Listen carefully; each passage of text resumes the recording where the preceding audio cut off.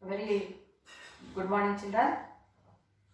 In previous class, you learned about the structure of flower and parts of the flower. In that, what are the different parts? Then, what is meant by bisexual, unisexual flowers, and complete or the incomplete flowers. And this is a gynoecium. Hibiscus flower if we take. So what is meant by pollination? Transfer of pollen grains from anther to the stigma. It is called pollination. Okay. Now this pollination is happening in two ways. Two ways it is happening.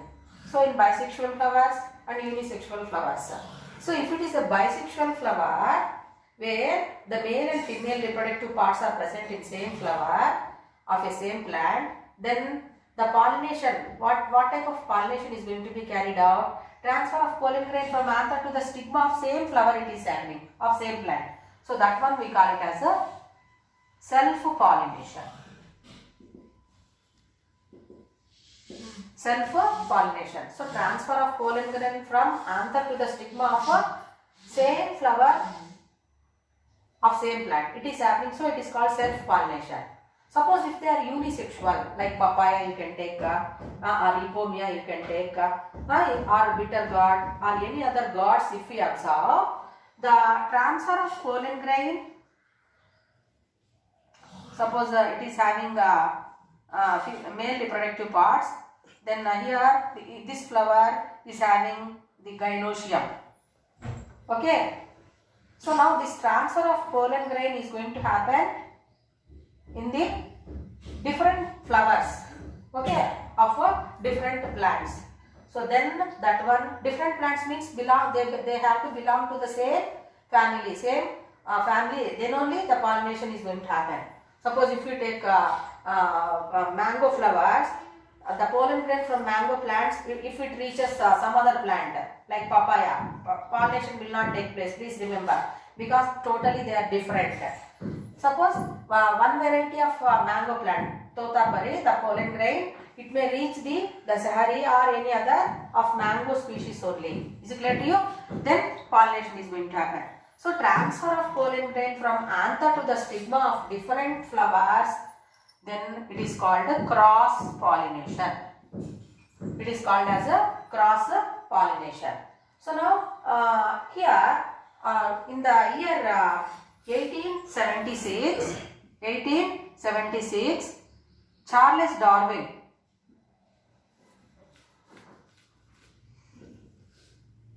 he gave the importance of pollination. Why? Suppose if it is self-pollination, what is going to happen?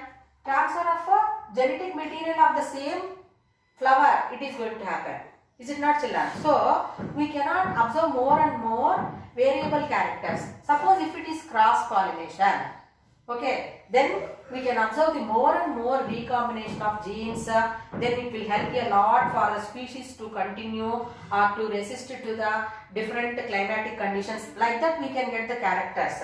So Charles Darwin, what he made a significance how the plants are avoiding self-pollination in the bisexual plants. Is it clear to you? So how it is going to be? That is the reason we can observe the anthers are going to mature much earlier than the gynoecium. Or sometimes gynoecium will mature much earlier than the anthers. So that is the reason obviously they can avoid the self-pollination and they can go for a cross-pollination. Is it clear to you? So cross-pollination always helps in bringing the more and more new characters. Okay. So he has done, Charles Darwin has done so many experiments in hereditary characters, how they are going to be transferred from parents to the offsprings. So that you are learning in the next lessons. And he selected the pea plants, even if that bisexual plant, pea plant. So it is opting for cross pollination. So that was given by Charles Darwin in 1876. You learned just now the male reproductive parts of the plant are said to be pollen grains. Is it not, children?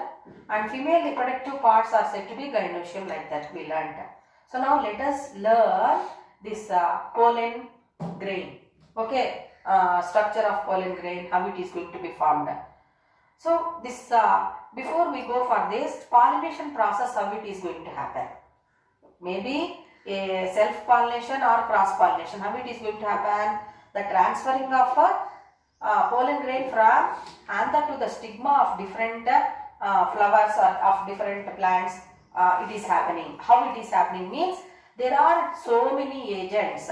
So different agents are there which are helping in carrying the pollination process. That is because of wind, that is through air or water or birds or insects, sometimes human beings, artificial methods we are following.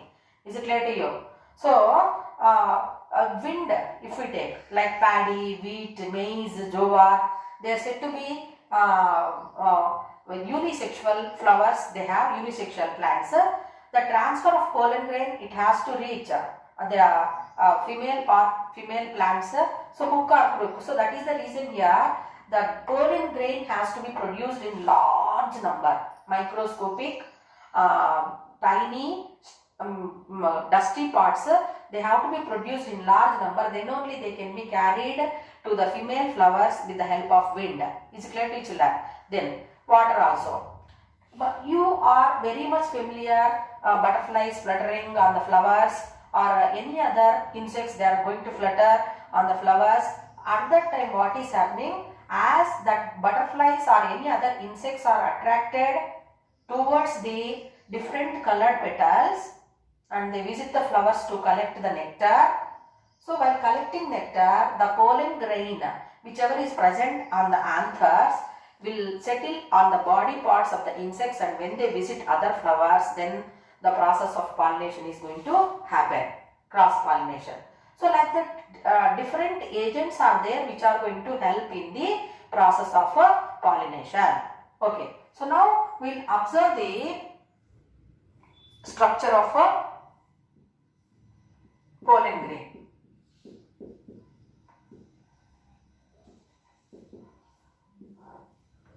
So what we have to do, you can take hibiscus flower and you can collect the yellow colored powdery or dusty particles in a watch glass, and just if we do like this, all that yellow dust will fall on that watch glass, and that small piece, or by keeping that pollen grains where they are present anthers, if we observe it with the hand lens.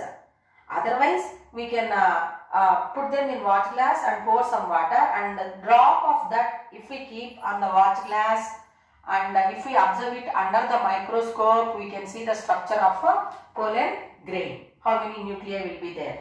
So this pollen grain, as you know that it is said to be male reproductive gamete, and